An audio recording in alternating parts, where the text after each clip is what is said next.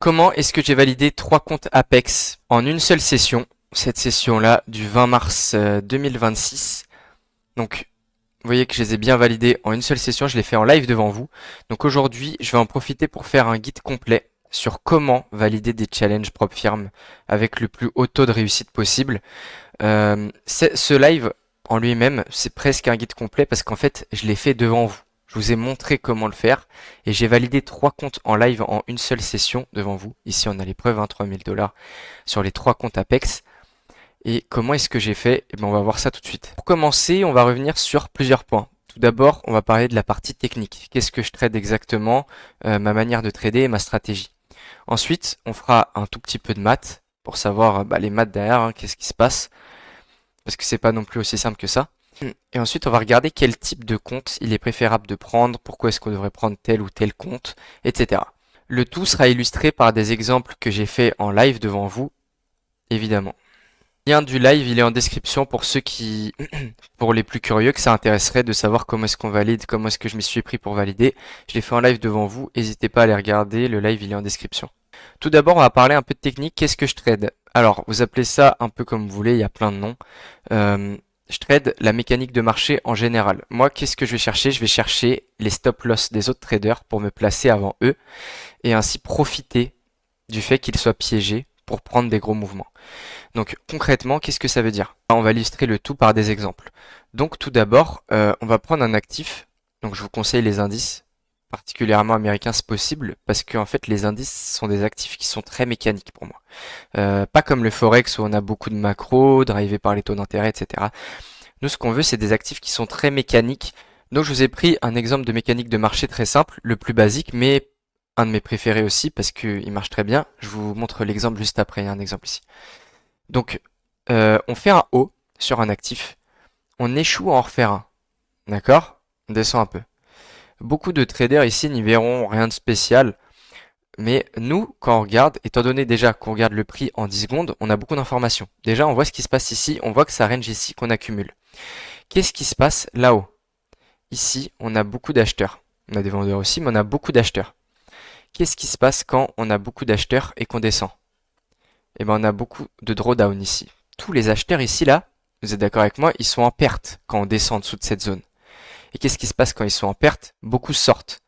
Donc, il y a beaucoup de stops. Les stop loss, c'est des ordres au marché. Pour ceux qui veulent un peu plus comprendre et un peu plus rentrer dans les détails, j'ai fait une formation gratuite dans le Discord. N'hésitez pas à aller regarder. Dedans, j'explique pourquoi le marché bouge quand il y a des stop loss, etc. Donc, n'hésitez pas à aller regarder. Quand le prix baisse et que les traders sont en perte, qu'est-ce qui se passe? Il y a des stops qui sautent. Pourquoi? Parce que les traders, ils sortent en perte, donc il y a des stops qui sautent. Nous, c'est le moment où on rentre. Pourquoi? Parce qu'on profite de l'opportunité où tous sortent pour rentrer juste avant qu'ils sortent et prendre des gros mouvements. Je vais vous l'illustrer avec un exemple, vous allez mieux comprendre. Ici, on est là, on a exactement le même setup. On fait un haut, on échoue à en refaire un. Alors, évidemment, il faut regarder le prix en 10 secondes parce que ça, en 5 minutes, je veux juste une bougie en l'air. D'accord? Donc, je regarde en 10 secondes ce qui se passe. Je rentre ici. Je sais pas si vous avez vu, je suis rentré ici. Voilà, j'ai placé un ordre à 62. Je suis rentré. Voilà, là, je rentre. Pourquoi je rentre ici? Parce que j'ai vu qu'on avait mon setup ici. Voilà, on monte beaucoup. On échoue à refaire un haut. On accumule un peu là-dedans. Donc, il y a des acheteurs qui sont piégés. Vous êtes d'accord avec moi? Si le prix continue de monter dans un range, c'est qu'il y a des acheteurs qui sont piégés. Il y a des gens qui continuent d'acheter, qui continuent d'acheter. Il y a des gens qui ont acheté là-haut. Il y a beaucoup de gens qui achètent au cassure. Donc là, il y a des gens qui ont acheté. Quand on descend comme ça, ils sont en drawdown, ils sont piégés.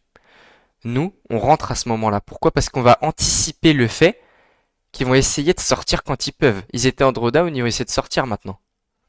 Et là, qu'est-ce qui se passe? Eh bien, il y a des stops qui sautent. Vous allez voir dans une seconde. On continue d'accumuler un peu. Et là, on a tous les stops qui sautent. Pourquoi tous les stops ils sautent? Parce qu'il y a tous les traders qui avaient mis des stop loss qui sortent en fait en perte à ce moment-là. Et qu'est-ce qui se passe ici? Et bah il y a que des stops qui sautent. Vous le voyez, ça c'est exactement ces caractéristiques de stop qui sautent. Quand on a une bougie qui ne revient pas, surtout en 10 secondes, c'est qu'en fait on a un gros mouvement. Et ça va tellement vite qu'en fait il y a tous les stops des autres traders piégés. Et nous, on est rentré pile au bon moment pour profiter de tous ces traders piégés. Et là, après on dévisse à la baisse pendant... Vous voyez, la zone, elle continue de tenir. Et après, on chute. Ça, c'est que des stops qui sautent, hein, tout ça là. Et nous, on est rentré là-bas. Et là, on est en gros profit. Avec un seul micro, on est à plus de je ne sais combien de dollars de profit. Et après, on prend un gros trade. Il me semble qu'on a pris un gros trade ce jour-là. Ouais, on a pris un gros trade. Voilà. Je crois qu'on a carrément, on a eu le bas. Voilà. Vous voyez, on peut prendre des très gros trades grâce à la mécanique des traders piégés. Je voulais vous montrer un autre exemple, mais cette fois dans le sens inverse, à l'achat.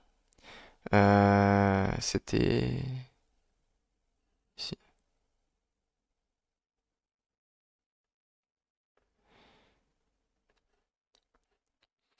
Je voulais vous montrer l'exemple, mais cette fois-ci à l'achat.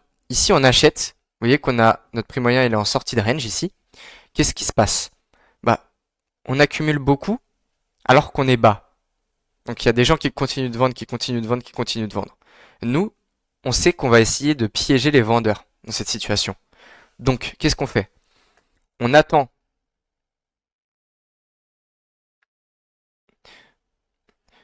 On attend le bon moment pour se placer. Et là, au moment où on voit une sortie de range, donc là, on est au niveau d'une sortie de range, hein. Ici, là, je le dis à ce moment-là, ça va être le top départ si on casse ici. Pourquoi? Parce qu'on va avoir beaucoup de stops qui vont sauter. Parce que tous les vendeurs, là, ils vont être piégés. Et on risque de au moins partir tout là-haut. Donc, qu'est-ce qui se passe? Voilà. Que des stops qui sautent. Là, on a que des stops qui sautent, que des stops qui sautent, que des stops qui sautent. Et voilà. Et c'est comme ça qu'on prend des super gros mouvements. Des mouvements de, là, j'ai pris 130 points.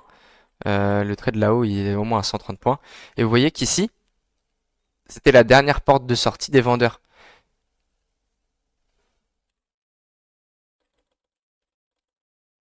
Et voilà comment on prend un trade à 130 points et quelques. Donc, voilà, 135 points. Je voulais vous montrer celui-là, qu'on a fait du coup le 20 mai. Mais celui-là, qu'on a fait le 19 mai. Parce qu'en fait, on en a pris deux, c'est exactement les mêmes. Pour vous montrer en fait que ça marche tous les jours. Mais vraiment tous les jours. Pour vous montrer littéralement. Le 19, ça marche, on le prend. Vous voyez, on a vendu là. Et on prend un trade à, je sais pas, cette fois 200 points peut-être. On a pris 200 points là avec un micro. Lui. Ou alors lui, qu'on a pris pareil. On pris presque, je sais plus combien de points. À partir du moment où on avait piégé les acheteurs là-haut, c'était déjà fini. On a eu que des stops qui sautaient. Donc voilà. Ça, c'était pour la partie technique. Je voulais vous montrer un peu comment ça marchait à la partie technique.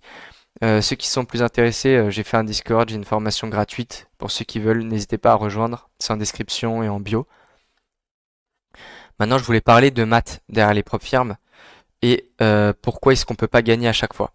Alors là, valider, vous m'avez vu valider 3 comptes en une journée. Ça m'arrive de pas réussir à en valider, hein. D'accord? Personne n'a un taux de réussite de 100% sur ces challenges. D'accord? Ça n'existe pas, c'est pas possible.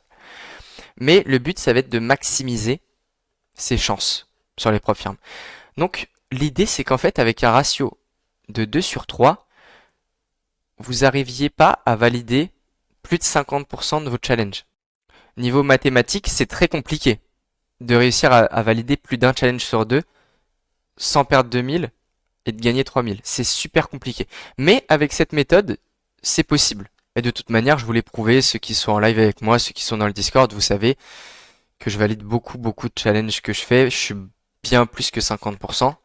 Mais l'idée pour vous dire, c'est que c'est très compliqué de réussir à valider des challenges quand on n'a pas un ratio de 1 pour 1.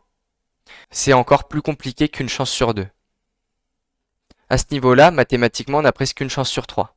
D'accord? Donc avec un bon edge, on peut monter à au moins 50%.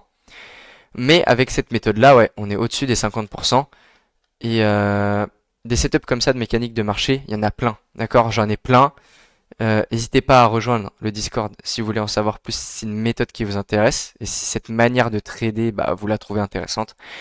Maintenant, sans plus attendre, on passe au type de compte. En end of day, si vous faites 100, il s'ajoute à votre marge, donc à votre drawdown. Donc imaginez que vous ayez 2000 de drawdown, maintenant vous avez 2100.